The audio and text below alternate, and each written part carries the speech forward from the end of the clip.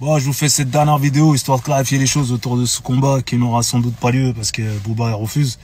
Il a eu pourtant la bonne idée au départ de proposer une personne tierce pour organiser le combat. Lui-même savait qu'on allait être en désaccord. Comme il a dit au départ, voilà, on va trouver une personne tierce, il va organiser. Comme je sais, tu vas refuser les contrats. Comme ça, on aura juste à signer. Ensuite, il s'est rétracté, il nous a proposé le 50-50, comme si j'avais le temps de faire un travail de promoteur, de me trouver une structure, etc. Voilà, j'ai pas le temps. À la base, on n'est pas là pour régler des comptes, ni pour faire du business, ni pour parler d'argent. Mais bon, il veut faire du show, il veut faire à l'américaine, etc. Ok. Moi, je suis pas Logan Paul, c'est pas Jake Paul, on n'est pas dans ces bails-là, t'as vu? Donc, il y avait donc une personne neutre, enfin un organisateur neutre, c'était totalement en adéquation avec notre embrouille. Et là, on allait gagner, on allait toucher un gros chèque à la signature. Ça pouvait être 500 000 euros, 300 000 euros. D'ailleurs, il avait négocié un 300 000 euros avec un gars qui prépare un gala en Suisse, dans mon dos. Je l'ai su là il y a pas longtemps. Et j'apprends que Booba a négocié son cachet. L'organisateur l'aurait proposé au départ 200K. Ensuite, c'est monté à 300K. Il lui a dit, Rof, il va prendre combien? Il a dit, je l'ai pas encore eu au téléphone. Et puis finalement, voilà, il a proposé un 50-50. Il voulait organiser avec lui. Et l'organisateur a refusé, il a dit écoute, c'est soit on prend tout en charge, soit rien. Bon voilà, ça s'est arrêté là, ils se sont pas entendus. Et là il s'est rétracté, il est revenu vers moi pour me proposer le 50-50. Moi j'ai pas de structure, j'ai pas le temps de faire tout ça. T'as vu, tout ça c'est un travail de promoteur, c'est pas mon métier. Donc voilà, il faut savoir qu'à la signature avec un organisateur tierce, enfin une personne tierce, on touche un chèque, ce qui permettra largement de payer nos entraîneurs, nos coachs. Et voilà, donc j'ai pas compris pourquoi il se plaignait, pourquoi il pleurait. Ouais, je dois payer mes entraîneurs, je dois faire 3 mois de jet, parce que c'est valable pour moi aussi. Et il dit que je suis en Hesse et moi je me plains pas. C'est ça qui est bizarre. Vous comprenez? Donc voilà, à la base, on touche un gros chèque au départ à la signature, juste pour le droit d'exclusivité et permettre à l'organisateur de faire le... Bon, maintenant, je vais m'adresser à tous ceux qui ont envie de se greffer à cette histoire, comme c'était leur embrouille. Déjà d'une, on sait que vous faites ça pour buzzer parce que vous n'existez pas, vous êtes en manque de reconnaissance, vous souffrez. 2, mêlez-vous de votre cul, parce que moi je me mêle pas de vos salades. 3, j'ai peut-être l'âge de votre père, t'as vu, j'ai pas votre mental. Moi j'ai refusé aucun tête-à-tête, tous les mecs de ma génération le savent bien, peuvent témoigner. Booba il a vraiment pas mon parcours dans la street et vous n'allez pas inverser les rôles. On voit qu'aujourd'hui le monde virtuel détermine qui est un homme, qui n'est pas un homme. Arrêtez vos conneries là, vous faites vos vidéos plein de propagande, plein de buzz avec des faux commentaires. Tout ça, ça s'achète, on est au courant. C'est comme ça que vous arrivez à orienter l'opinion publique. Non. Moi je suis pas dupe. T'as vu, j'arrive à capter toutes ces manigances. T'as vu, le mec, il est là, il est bon qu'à trouver des pirouettes, ensuite il va passer à un autre clash comme si de rien n'était, vous lui pardonnez tout. C'est pas comme ça. S'il n'est pas à l'image de la street, c'est la street des baltringues qui représente alors. C'est le porte-parole des baltringues énervés de France. T'as vu. Et vous tombez facilement et bêtement dans toutes ces manipulations. Le gars est clairement bipolaire. Il est en train de s'amuser avec vous. Avec toutes les drogues qu'il prend, il doit rigoler. Et il vit avec 6 heures de décalage à l'heure française. Il est préoccupé par tout ce que vous pensez. Il dort jamais. Il cherche des solutions toute la journée pour détourner votre attention.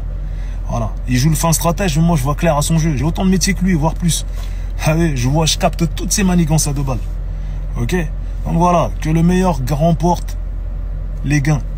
C'est comme dans les glories. Celui qui prend le chèque à la fin, c'est lui qui a mis le KO. Point barre. Voilà, ça c'est vaillant. Et il n'y a pas de collaboration possible entre lui et moi, on n'est pas des amis, vous êtes des fous quoi. Il n'y a pas de fair play, il n'y a pas de respect, il n'y a rien de tout ça. Ok?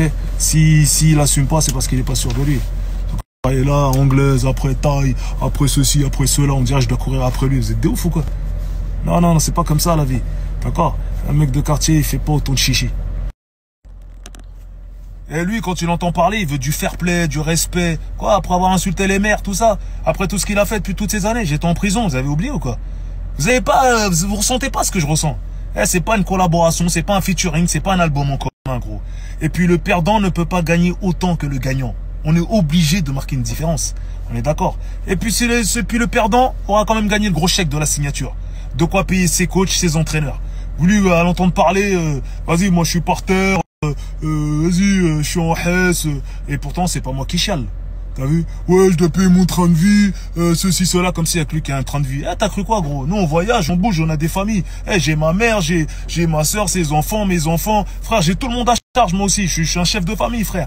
Moi aussi, j'ai un gros train de vie, moi aussi, frère. Et je chiale pas, moi. T'as vu? J'ai une dignité, poteau. J'ai une dignité. T'as pas été éduqué avec la dignité, l'honneur, la fierté. Tu connais pas tout ça. C'est pour ça que tu te conduis comme un porc. C'est pour ça que tu respectes rien. C'est pour ça que t'as poil devant ta fille. Bon, c'est simple, je connais aucun bonhomme, aucun ragel qui vient de la zone, même des quartiers riches, parce qu'il y en a qui ont réussi à se mettre bien, qui arrivent à s'identifier à Satanis de Booba. Pourtant, j'ai sillonné la France, les quartiers nord de Marseille, le 6-9, Lyon, toute l'île de France. Récemment, j'étais à Nanterre, 92. J'ai fait Aulnay, j'ai fait Corbeil, Grigny, le 7-7. Ah, je te parle même pas du 7-8. Tout le monde me dit nique-le. Je me demande c'est qui qu'il aime en fait, ce gars-là. Même quand je passe les portiques de l'aéroport, les agents d'escale, les hôtesses, tout le monde veut que je le nique.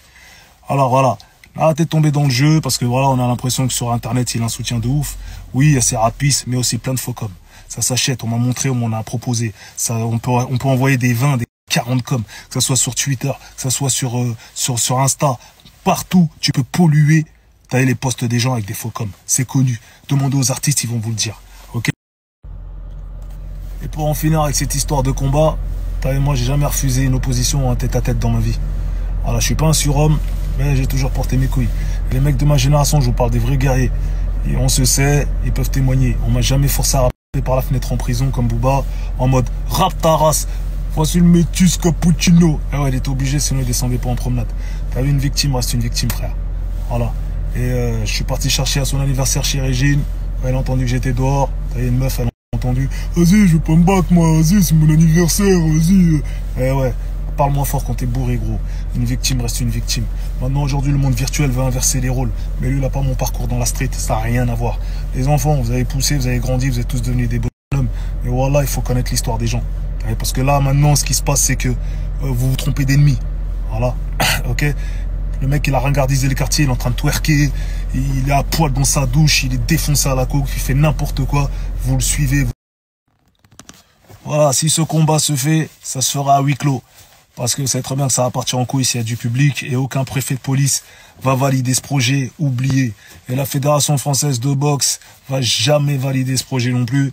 Parce que voilà, c'est très bien qu'elle a poussé un coup de gueule pour les matchs des influenceurs, dans le sens où elle a trouvé que c'était pas respectueux pour tout le circuit qu'il doit avoir. Pour passer d'amateur à professionnel, il faut une licence. On n'a pas de licence. On a passé la quarantaine. Ça va poser un gros problème. C'est compliqué, oublie. On est obligé de parler de ces paramètres-là, parce que le public ignore tout ça. On est obligé d'en parler. Mais ça sert à rien de se raconter des histoires. Ok. Voilà. Donc l'organisateur gagnera 20%, le reste au vainqueur. Voilà, c'est comme dans la street. Quand tu tapes, tu gagnes, tu prends 2 couilles en plus, t'as 4 couilles à la fin. Voilà, frère, c'est la même chose. Au Glory, tu gagnes au gros chèque quand t'as gagné. Voilà, et le perdant peut pas gagner autant que le gagnant. C'est n'importe quoi, ça existe pas. Vous racontez des histoires. Je refuse quoi, moi? Lui, 8 comme lui, 10 comme lui, mes frères. Voilà, moi, je vous apporte du concret. J'ai un contrat à proposer. La tierce personne qui organise, enfin, l'organisateur, il est puissant, il est solide. Voilà, il prendra 20% sur les pay-per-view, les 80% pour le vainqueur. Au pire des cas, le perdant repart avec le chèque de la signature. C'est pas rien, c'est un gros chèque. Ok, ça parle en 300, 500K, enfin bref.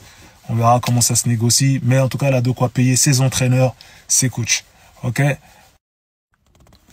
Voilà, moi je suis serein, je vous parle que de choses concrètes. Il y a un contrat qui peut arriver rapidement sur la table. Ok. Voilà, l'organisateur est solide et puissant. Il propose de nous envoyer un jet privé chacun. On part avec 8 personnes chacun de notre côté. Voilà, il prendra 20% sur les pay-per-view, les 80% pour le vainqueur. Au pire des cas, le perdant repart avec le chèque de la signature. C'est pas rien, c'est un gros chèque.